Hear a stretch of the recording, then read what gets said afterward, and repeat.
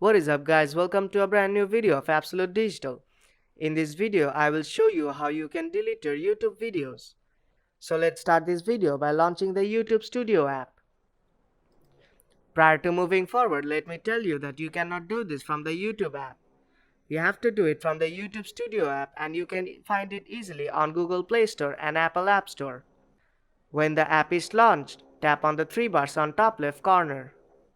Then tap on Videos. Now tap on the video you want to delete. Then tap on the pencil icon at the top of the screen. Now tap on the settings icon on top right hand side, and you will see the option Delete from YouTube at the bottom. Now tap on that and then tap on Delete from YouTube, and your video will be deleted. And that is how you can delete your video from YouTube very easily. So if you find this video helpful, then do drop a like and make sure to subscribe for more tutorials.